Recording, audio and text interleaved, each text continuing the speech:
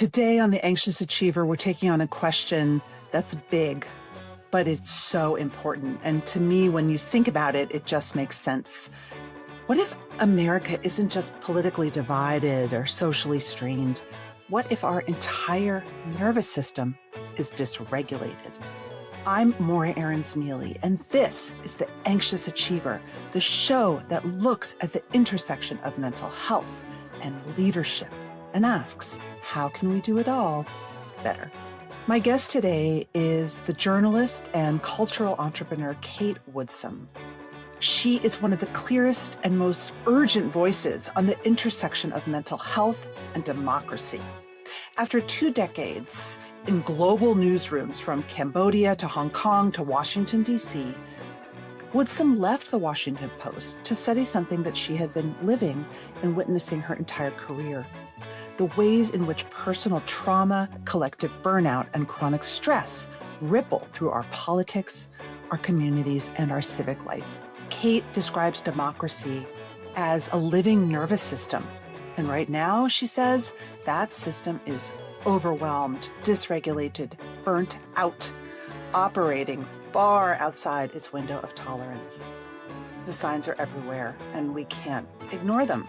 In this conversation, we explore how our individual stress responses scale into national patterns, why nervous system literacy is a civic skill, I firmly believe this, and how media and politics keep our bodies in a state of threat. We talk about Kate's own story, the hypervigilance that both made her a brilliant journalist and someone whose own nervous system became very dysregulated, especially when she was in the intersection of January 6th, the attack on the Capitol, the healing practices that she now uses to underpin her work, training leaders to ground ourselves before we engage.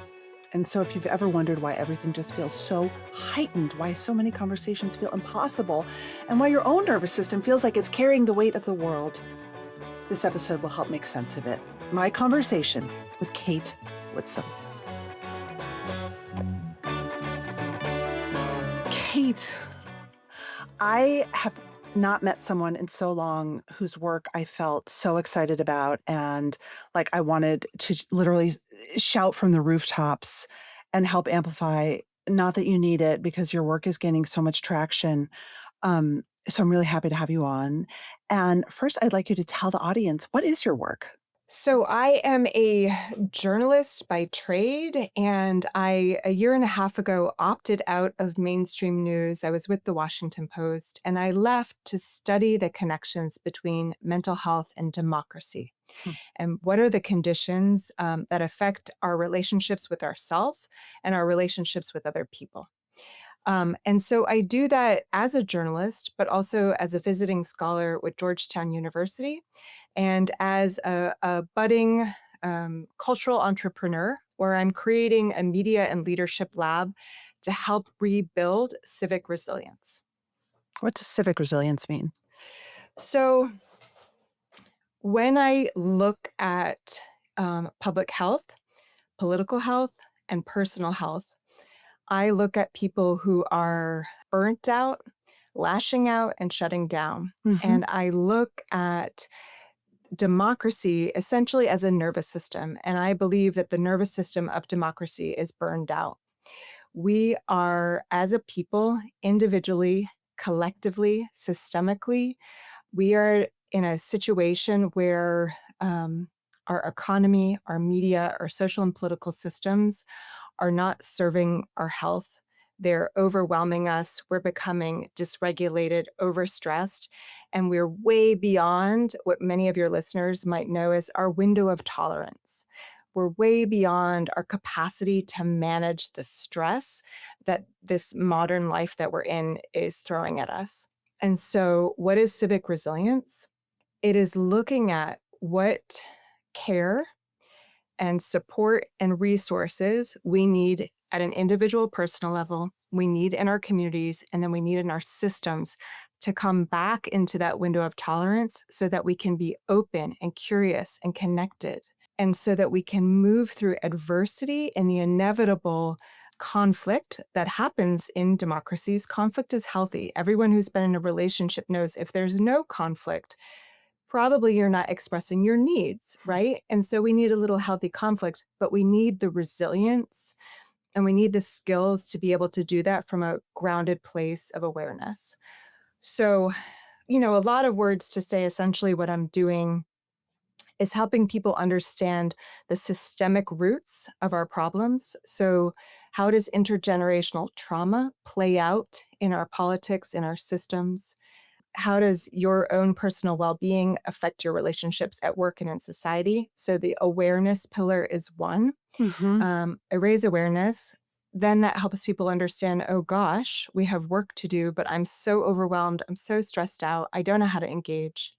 So that lends itself to agency. We need the agency to be able to engage from a grounded state. Yeah.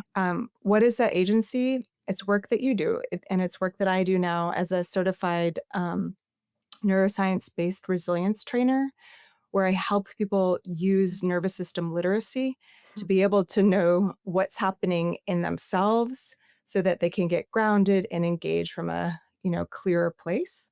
And when you are more grounded and within your window of tolerance and optimizing your stress for good, rather than, being controlled by your stress and spiraling out, once you're more grounded and you feel that eustress, that good stress, you want to be able to take action. You want to be engaged in social change and political change. But how do you do it? And so that third pillar of this civic resilience is action. And with Georgetown University and global trauma experts, we've been developing a framework to help people be able to identify where are cycles of harm, cycles of trauma playing out. Mm-hmm.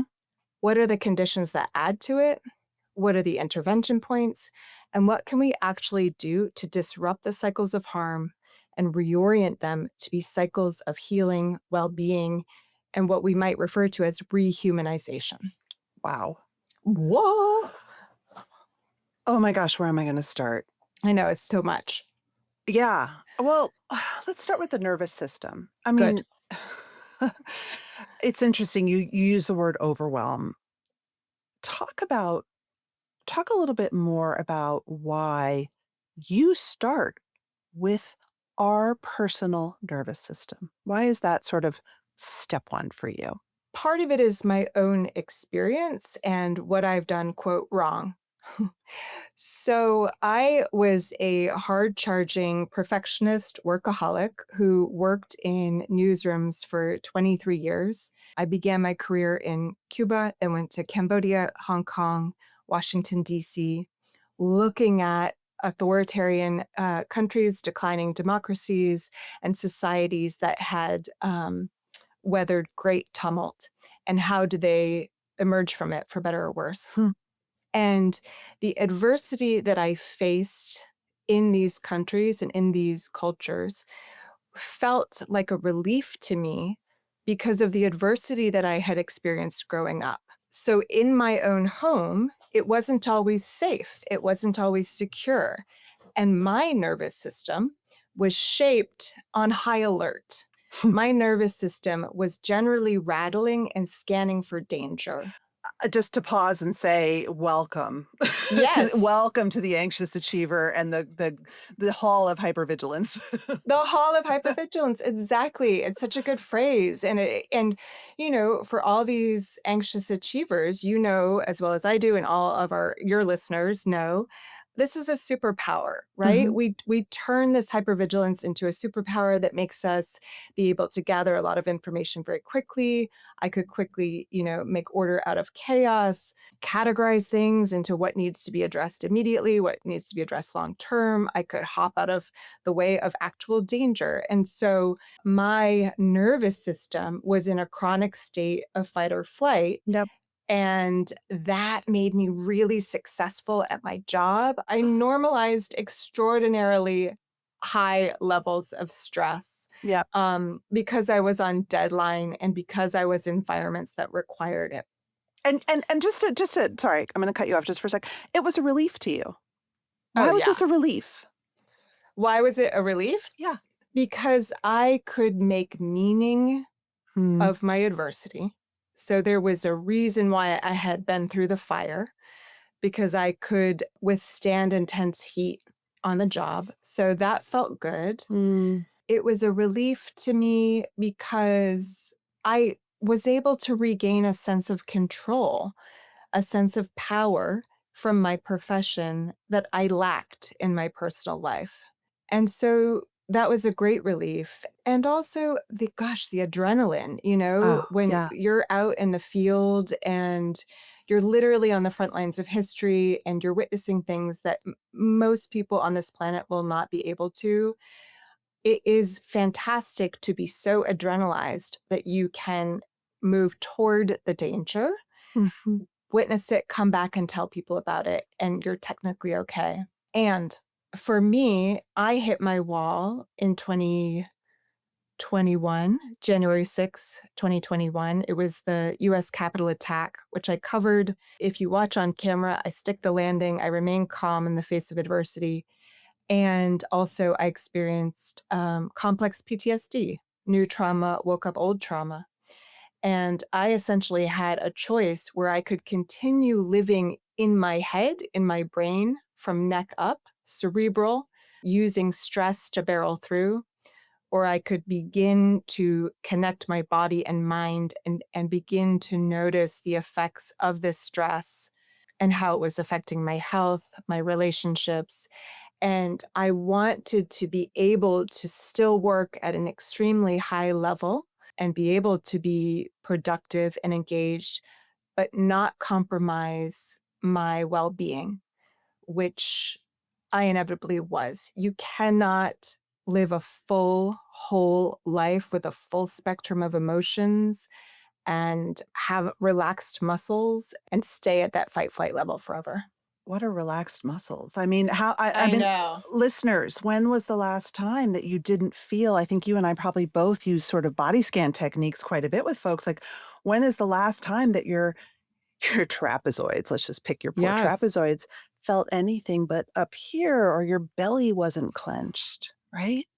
I know. And it's so interesting. Like, since leaving the post a year and a half ago, I am so much more relaxed than I ever have been. And part of it is the learning, like you said, doing a body scan and noticing when it's clenched and being able to respond to it. And then part of it is living in alignment with my values and actually being aware of my values Hmm.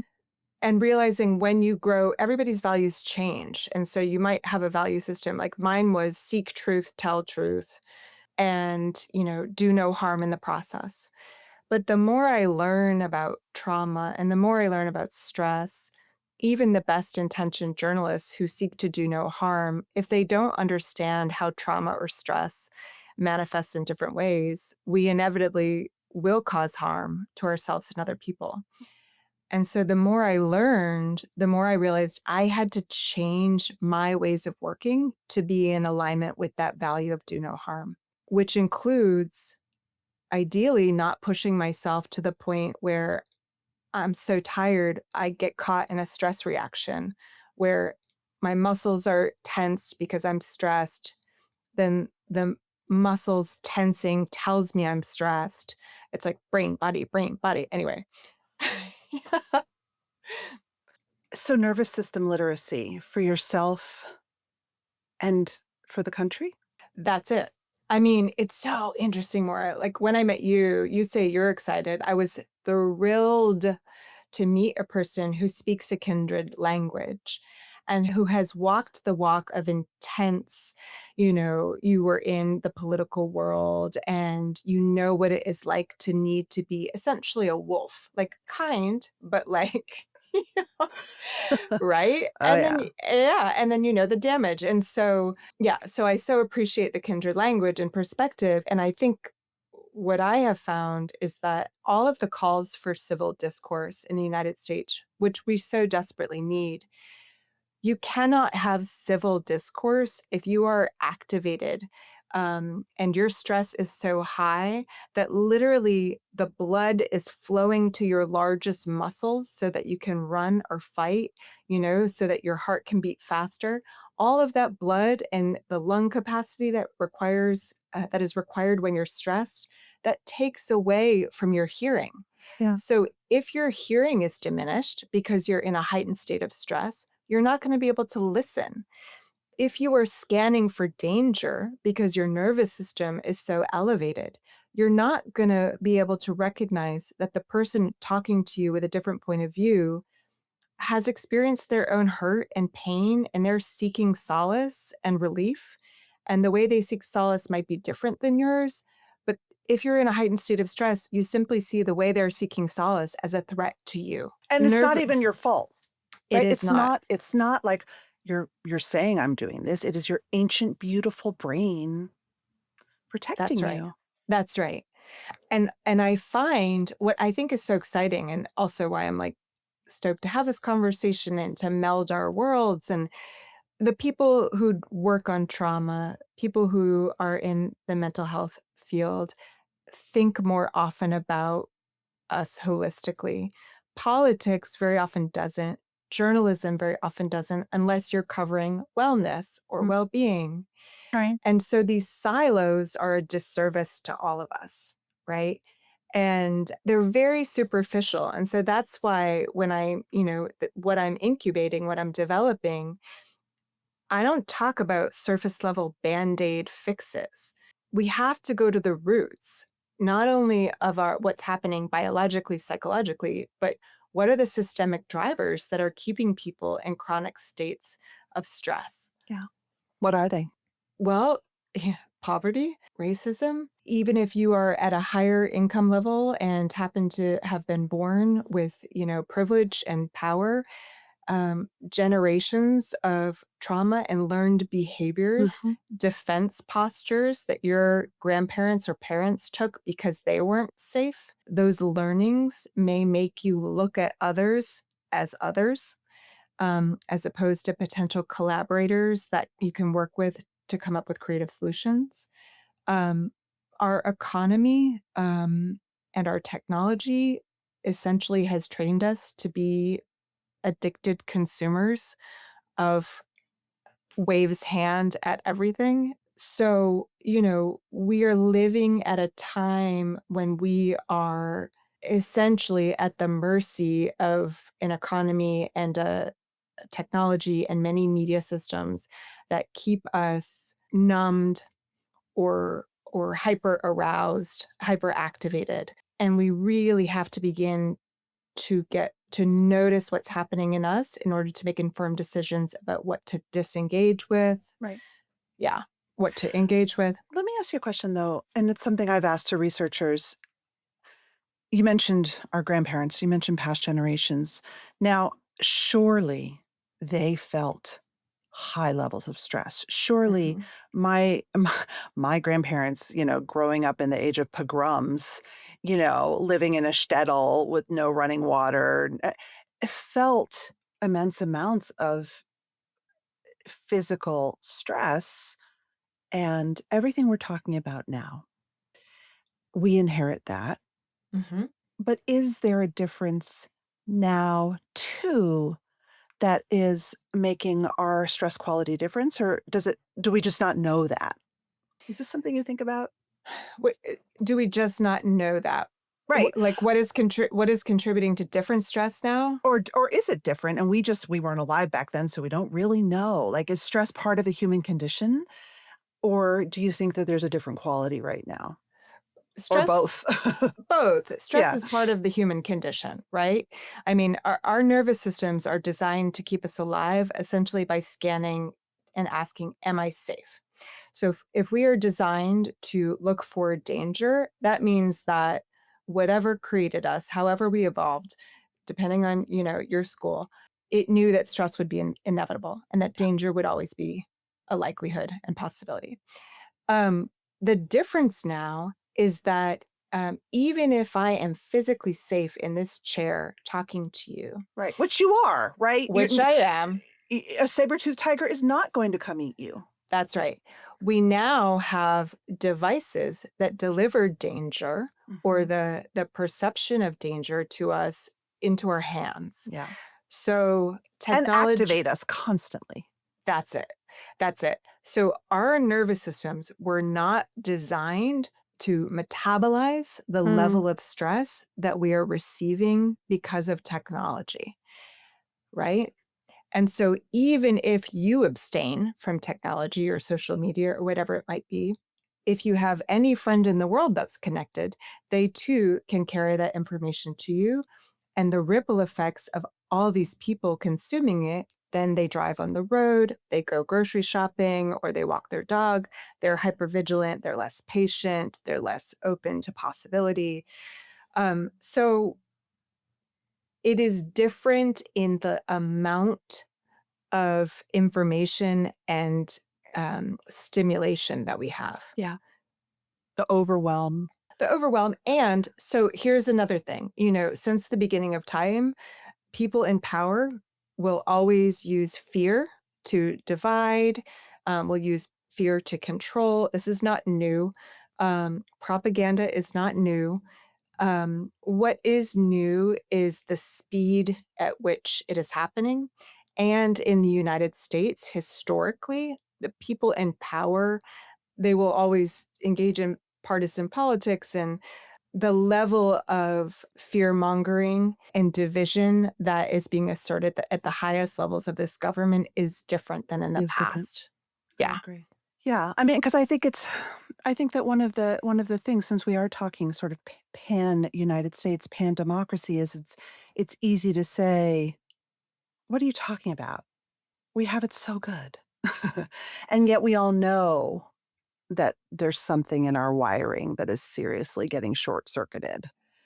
Yeah. And it depends on who is saying we have it so good. Because I think, and that's the other thing, so many people in this country, primarily, members of marginalized communities, lower income Americans, be they white, Black, brown, Asian, Latino, many people would say, no, we don't have it so good, and we haven't had it so good in a long time. But it's white people with privilege who are now waking up to the fact that, our protections are going away. But we're not dying of cholera, I guess is what I'm saying. I don't even know why I'm going No, down this I line of see. thought. Yeah, This yeah. isn't relevant. We don't have No, to it talk is about this. though. I think it's simple. What you're saying is important because I do hear a lot of times. I hear this, so I'm giving it to you to hear That's your good. answer. So, again, it's the yes and, right? We're not dying of cholera. We have child labor laws, although they're trying to be rolled back in some states.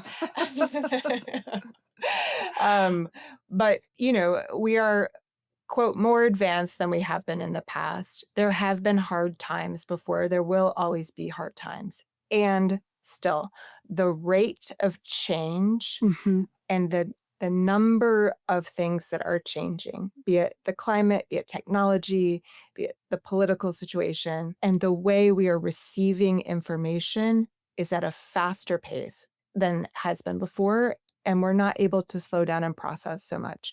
So many of your listeners already know this. A simple way of understanding what trauma is it is anything that is too much, too fast, too soon, too long for your nervous system to be able to process in a healthy way. So too much stress, too stress that exists for too long. Your nervous system is constantly processing stress. We are walking along, joking with our friend, a car races towards us, we jump out of the way, we were like, wow, that's crazy, and then we go along our way. That ability to mobilize between one stress state to another is resilience. It's how we get through the day. If you have stress that is so prolonged, too long, or too fast, or it happens too soon, that your nervous system cannot metabolize or process that stress, it gets caught in that danger zone, and it registers to your brain and body that the world is not safe. That is a rupture, and a rupture or a wound, and that's what trauma is. It's not just discomfort or stress. It is your nervous system being stuck in a state that it registers danger everywhere. It's not a permanent state. With care, support, you can heal from trauma. The point I'm making is that the level of unrelenting stress and adversity that people are facing right now is, I think, beyond what our nervous systems can collectively handle. And the crises that you're seeing in democracy, in our mental health crisis, our suicide epidemic, our Great. opioid epidemic, our loneliness epidemic, these aren't isolated. They're all related. I think that's important. And thank you for going on that trip with me, because I think it's one of the things that we need to do is we have to take back words like trauma from people who want a regression in everything we've fought for and use shaming like, oh, it's just for Gen Z. I mean, and I've heard this. So I think it's actually really important to say, no, this is actually biological. This is real. It This is isn't this isn't biological. just about your feelings, although I love feelings. Feelings. But yeah, and also like, if people want to say, "Oh, we've been through hard things before," yes, and let them be a lesson for us. That's So right. My grandmother was no walk in the park, let me just tell you. well, and I think what's really critical for people to understand is the connection between trauma, polarization, and authoritarianism. Tell us. So if you have experienced trauma or your ancestors have experienced trauma, and again, you see the world is not safe, the world is a dangerous place, and you cannot necessarily protect yourself or others in it, then you begin to scan for danger. Then you begin to look at people as potential threats. And oftentimes you confuse opportunities for threats. Mm-hmm. So if you've broken your leg and you're limping along on your crutches and someone rushes towards you, you might, clench up or brace or push them away because you're afraid they're going to hurt your leg again. In fact, maybe they were rushing towards you because they wanted to hold your bag or help you up the stairs. That trauma made you confuse an opportunity for a threat. Mm. When you expand this out to families, communities, societies, countries, that trauma creates this distance between us, who we think are safe because they're just like us, and them, somebody we perceive to be as a threat. And when you create that gulf, that breeds polarization, that breeds division. And when people are divided and scared and looking for certainty, leaders can fill the vacuum. Mm. And they can say, only I can fix it. Mm-hmm. And if you are scared, let me tell you who to be scared of. You should be scared of those immigrants. You should be scared of those Muslims. You should be scared of those Jewish people. And authoritarians take advantage of this. And so trauma, polarization, authoritarianism. You saw this after World War I. Europe was deeply weakened, economically impoverished, totally traumatized. Hitler filled the vacuum. And alas, we got That's right. right? And the cycle continues on and on and on. So And anybody, by the way, it can happen at work. You can have 100%. a team that is demoralized or coming back from something or has had a big transition, and all of a sudden, right, the big charismatic person comes and says, I will lead you. Yes. And people sidle up to them, want to make sure they're protected by them, may compromise their own value system to Right. appease this leader, to stay safe with them. Yep. All of this, yes, this happens at work. It happens everywhere. And I think It's totem and taboo in Freud, right? I mean, it's yeah. And so when people are like, what's the nervous system or what does solving anxiety have anything to do with democratic process? Everything we just talked about. If you are unable to notice these cycles within yourself, how can we fix it on a larger level? yes. And yet there is, in my work, at least at work, so much resistance to pausing and looking inward. Yeah, I know. Because it's hard. It is hard. It's hard and it seems like weakness, right? Somehow we have to reorient that. So it's really interesting. Like people will say, well, how do you talk about this stuff with people who don't want to talk about trauma, number one, or people who don't agree with you politically? Yeah. I'm a registered independent. That's often what I say. And I just actually have to just give some context to your work. I mean, one of the things that blew me away is that you do things like you went out to the big extravaganza military parades, and you asked people who were there to support to check in with their nervous systems. Yeah, and that is something I've learned, after leaving traditional journalism, where um so I took a huge breath right there because I was thinking about the before times and when I was covering Trump rallies and I was experiencing increasing vitriol and threats and distrust. And people always, are a little skeptical of the press, but a- after 2016 and then going into 2020, the Trump's rhetoric was increasingly hostile towards the press, enemy of the people, etc. And his supporters would use it as well. And that becomes permission not only to say words, but to take actions that are Mm. hostile to the press, which is people, which is me, right? So I could see the increase in stress within myself and I could see the increase in stress in others, but I didn't know how to name it. Hmm. And after January 6th, when I, experienced psychological injuries, I was physically unscathed, but I suffered psychological injuries. I did a ton of work healing, working on myself, and then began really learning like what are the dynamics. And so now when I go out and interview people and I can see that they are getting elevated, whether they agree with me or not, or the questions I'm asking them about politics makes them feel defensive because they feel like I am liberal elite media Mhm. looking down on them. I was talking to a gentleman and I could feel his energy. His voice was louder, tighter, stronger, and he kept like saying like, you agree with me, right? You agree with me, right? And I said, well, what are you experiencing right now? What is your level of stress right now? And just that question took him aback a little bit. And Huh. he kind of got out of this like, trance or this defensive posture. And he said, well, it seems like we're having a disagreement. And he goes, what's your level of stress right now? And I said, well, I feel stressed. I can feel my stress rising right now. And just naming the fact that I was experiencing stress and asking him about his was this like, oh, we are two people, Mhm. right? Who have energy in our body and mind that is not leading us to the place where we both want to be, which is in a respectful conversation. Yeah. And it's incredible, Morra. After that, I just got an email from one of those people. They found me, they found the live stream video, and they found what I had written about it. And he was like, would my wife and I would like to invite you to dinner. Oh my God.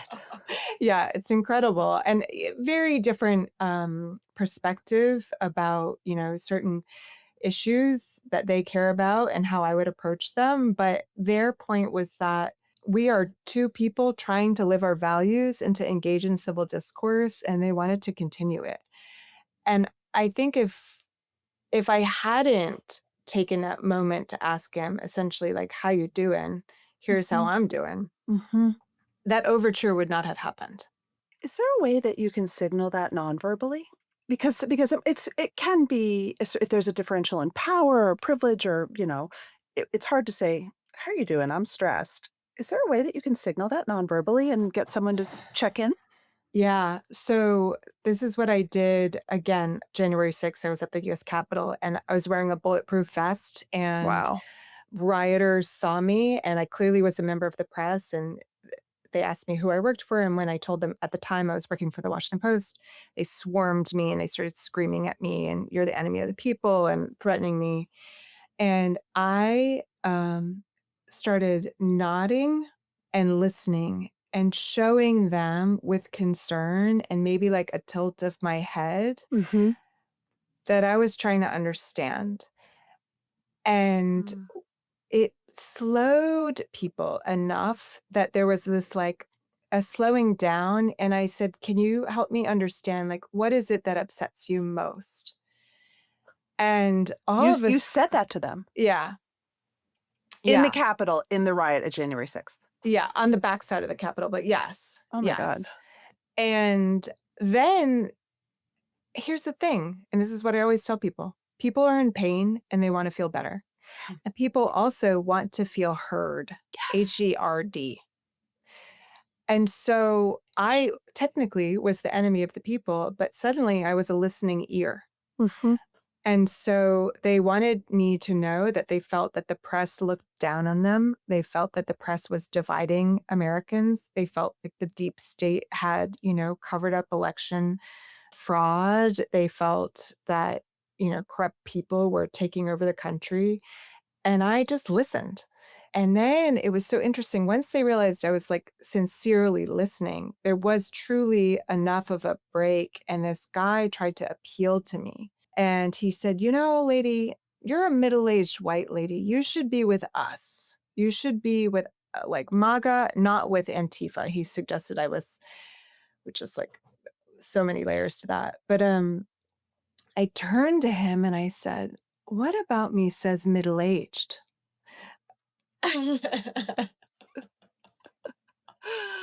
Amazing. Yeah. And so Do you laugh?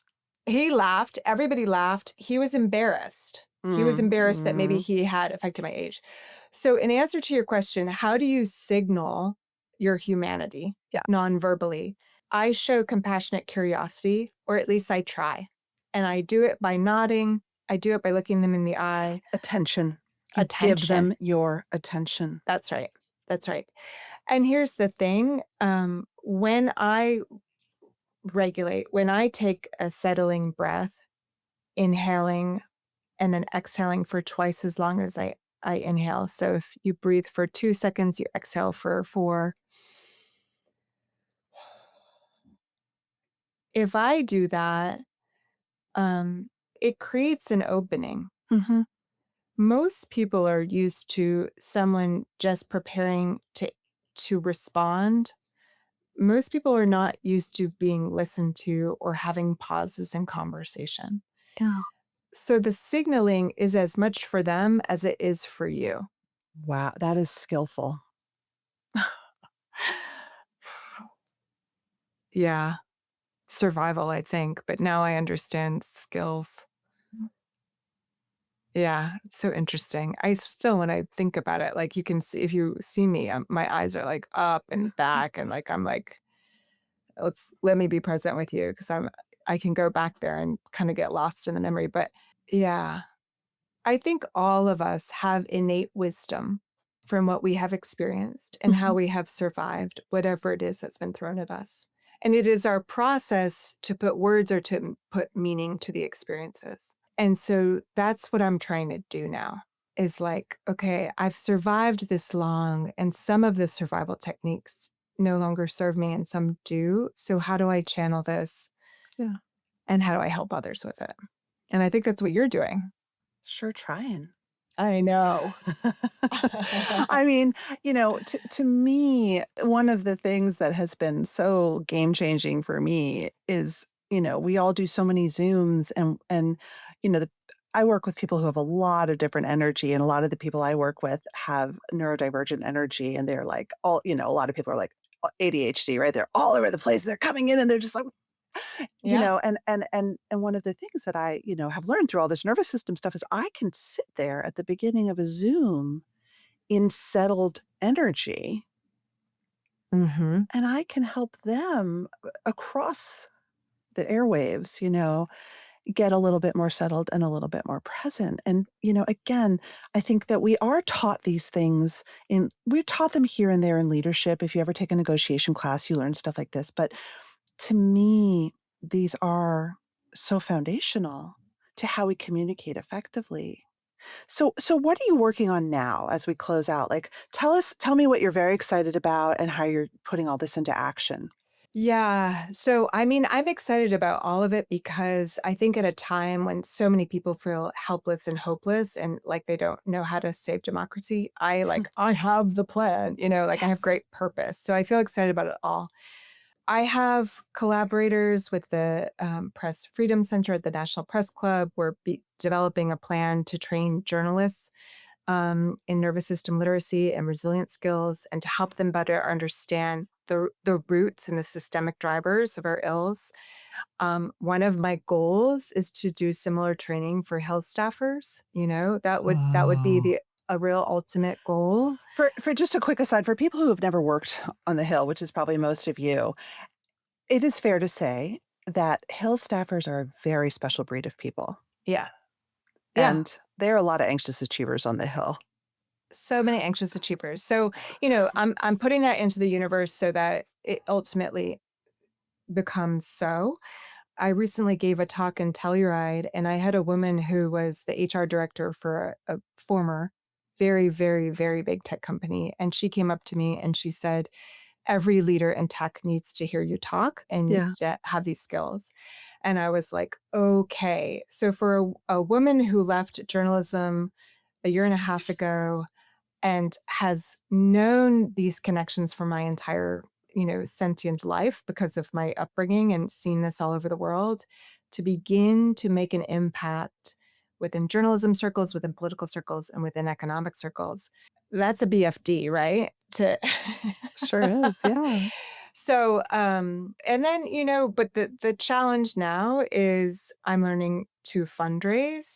Right now I'm a one lady band who's slowly building trust with people to collaborate and bring people in. Hmm. And my challenge is I was trained professionally never to accept a cup of coffee. And right. And now I have to tell people I need support for this. So, Hmm. but I'm looking at that as a positive challenge too. Um, so what I would love your readers to do is subscribe to my Substack, the newsletter where I weave the connections between mental health and democracy, and then do the work that you're doing with them. Your work and you're helping people understand how their anxiety helps and hurts them in a professional setting can also be applied to our political setting as well. Yes. And I think one thing to say is that you're talking about stress. I often talk about anxiety, but they're very similar in this kind of context, right? I mean, anxiety is the pattern making and the foresight that we learn through stress. That's right. I mean, I think what we're talking about that's similar is our mind and body is trying to keep us safe. Yeah. And sometimes it needs a little fact checking, right? And sometimes it needs some tools to address and correct the information that it is giving and receiving. Yeah. Yeah. Yes. Because it's really doing the best it can. And we have to give it that love while also saying, I don't need to listen to you all the time. Like I am safe, right? Yeah. Totally. I mean, I was having, again, after January 6th, I had complex PTSD and I had flashbacks and panic attacks quite a bit. And one of the key things that I did very regularly was put my hand on my heart and say, thank you, Hmm. nervous system. Thank you. I know you're trying to protect me right now. I'm so grateful and I don't need you. I'm safe. So stay with me, but not right now. You don't need to be as loud right now. Yeah. So, yeah, I think to everybody listening, we have to be our own best friends in order to be, the best citizens, moms, dad, parents, brothers, sisters, colleagues, voters. And so your nervous system is trying to keep you safe. Yeah. And we need to learn what it's telling us so that we can respond appropriately and make sure that we are putting the energy into the world that we want to contribute to a generational cycle of energy, right? Like the work that you're doing with anxious achievers, you're creating intergenerational well-being, ideally, Hmm. I call it right? healthy high achieving. Okay, I call it intergenerational well-being. Yeah. Yeah, yeah, Yeah. yeah. So thank your nervous system. Oh, I And love that. Thank you, nervous yeah, system. yeah, thank you, nervous system. And maybe thank you next. Maybe we don't always need you to be so loud. Thank you next. Yeah. Oh my gosh. Well, Kate, thank you so much. My gosh, I'm so pleased. I'm so glad to talk to you and know that you're in the world. Same.